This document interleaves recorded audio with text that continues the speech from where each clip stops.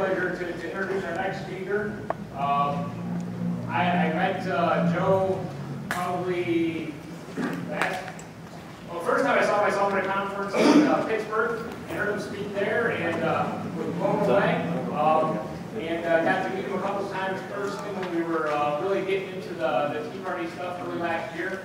And Joe may not be the founder of the Tea Party, but he sure helped light a fire under a lot of them. And he brought Northwest Ohio into the forefront of the last presidential election because of his gall to ask a question. So, let me introduce Joe Wurzelbacher.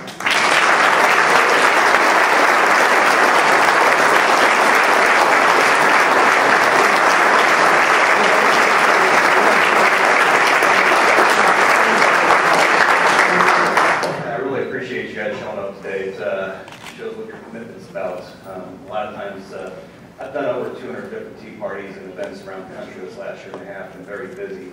And a lot of people show up to tea parties, but they go home and do nothing. They feel real good about themselves for waving that flag, talking about being American, but then they go home, sit there lazy boy, forget what they were talking about, and forget that action takes action after we get together. So you guys have taken that next step, and that I thank you very much. I really appreciate it. Now, before I get moving on, I want to explain a couple things here real quick. I'm not going to tell you guys anything new. I did not reinvent the wheel. The things that I've learned from my mom and dad who are sitting right back there, so they deserve all the credit for me up there saying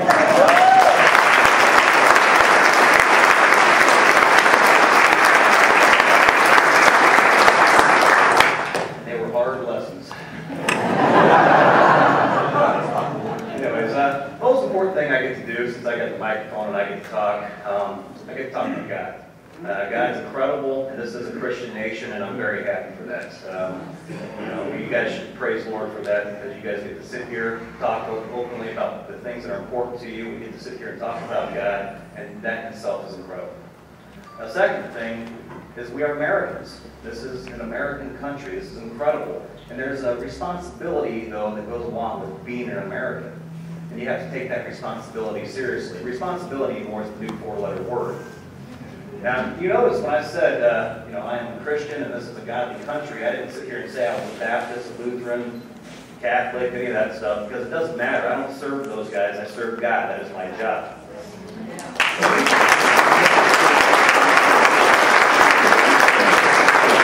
When I said I was an American, I didn't say I was Republican, Democrat, Libertarian, and Independent. Because again, my job is not to serve any of those establishments. My job is to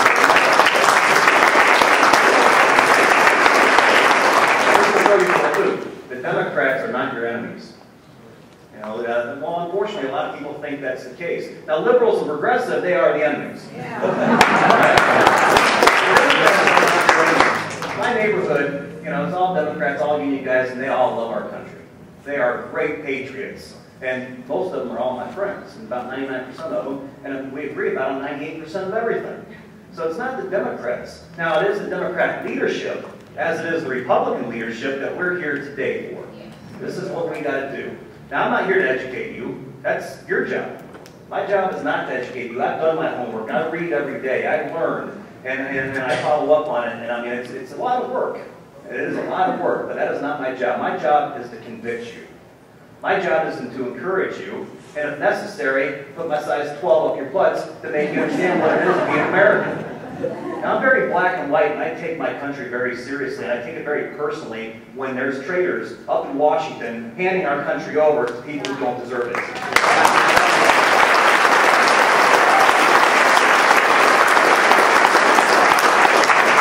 get downright angry. You're allowed to get angry. You don't need to get slanderous because we have the facts on our side. I've gone up against Alan Combs, and I've gone up against your most liberal people, and they lose every time because I stand on principles and I stand on facts. All they can do is sit there and go, well, you're unlicensed, So they'll attack me and my character, but they won't attack actually what I'm talking about because they know they can't. Margaret Thatcher a long time ago said, the problem with socialism is eventually you run out of other people's money. Yes. I can't take credit for that quote. That's Margaret Thatcher. The problem is we have to be practical too in our country. We all love to give. We all love to help other people. Our country is the most charitable country in the entire world. And on an individual basis, we give as much as we can. It should never be told to us that we have to give. We do it anyways. You know, that's what it is to be American.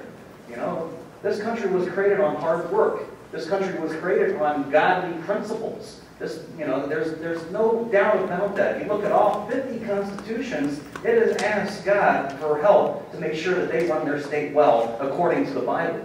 I mean, there's no dispute on that. I don't understand why we keep looking for answers when God is right there.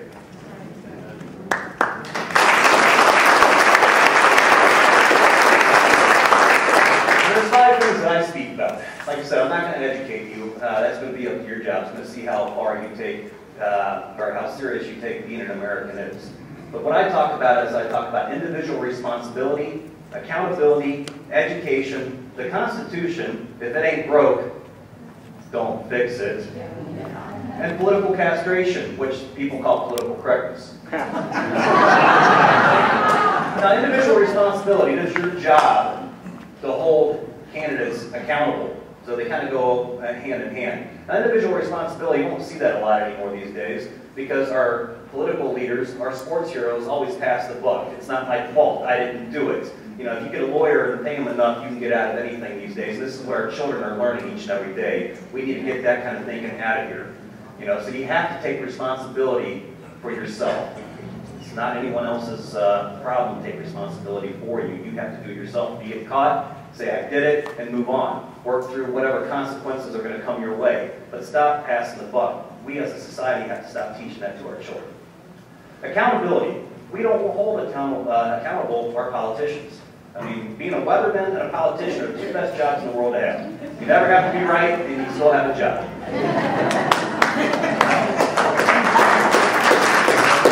It's sad if you think about it. It truly is. We don't hold them accountable. Now, if I come to your house, and charge you $80 to fix the faucet, and it starts leaking 2 days later, are you going to call me back? That's $80. Why?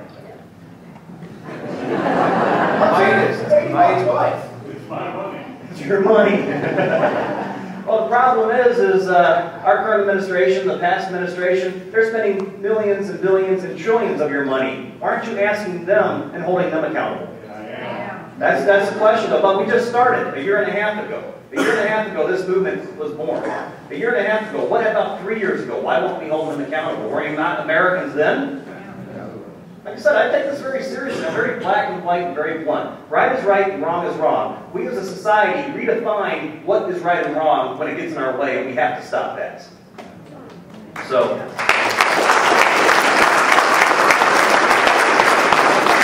praise God, we didn't hold him accountable. He's the one that got caught writing into the paperwork at AIG to get those bonuses. But for 2 weeks, he lied to us. Oh, I didn't do it. I didn't do it. Finally, it came out that, yeah, I did it, so what?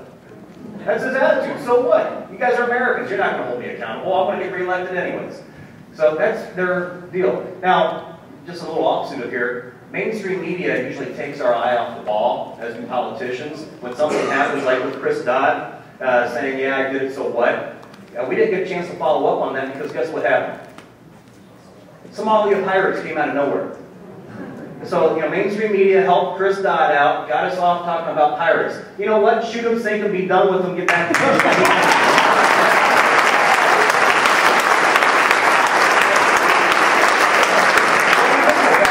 Because as soon as the Somalia pirate deal went away, we had to go to torture. And how it's immoral to torture terrorists that want to kill you.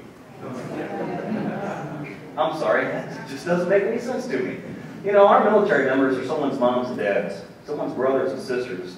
And I'll torture every last damn one of them terrorists myself. It's going to save military lives.